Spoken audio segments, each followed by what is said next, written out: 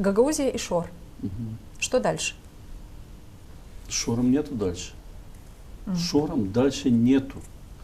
А люди верят. Достлар, поймите, шором дальше нету. Шором будет подачки, конфронтация, и которая может привести к очень плохим последствиям.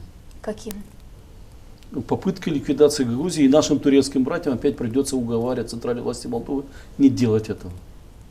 Вот серьезно, сегодня счастье, вот я бы на месте Молдовы, вот такое руководство Грузии, было в Украине, посадили бы их, но другое, ладно, Молдова более терпимая, потому что у нее нет войны. Посадили бы в Украине? В Украине посадили бы, конечно.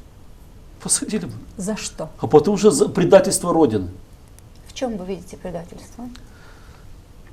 Молдова воюет, да?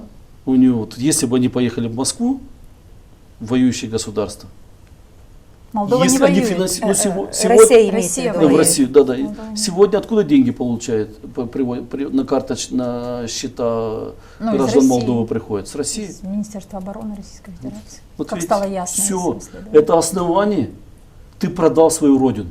Сколько там перечисляют, я не знаю. 2000 лет. За 2000 лет ты саттın, Ежемесячно. vatanını sattın. Ama bu Продал değil родину az, за bu değil az. İnsana değil, bu çok para. Bu büyük para. Не имеет значения, родина не продается ни за какие деньги. Это слова скажут люди, которые сводят концы с концами. Ни в коем случае, я бы никогда не продал бы родину. Я бы никогда не продал бы родину. Но если человека довели до этого, Да, не надо доводить до этого. но страна виновата. Страна в том числе виновата. Но за это нужно наказывать сразу, чтобы не было второго раза. Понимаете? Если государство допустило единоразовые транзакции, назовем так это, надо сразу за это было наказать. Если государство допустило скупки голосов, надо было наказать еще до вынесения вердикта избирательной комиссии. Да, А не безусловно. потом через год, через два. Безусловно. Это ошибки уже молдавского государства. Но смотрите, давайте... Шором нету будущего в Грузии. Нету.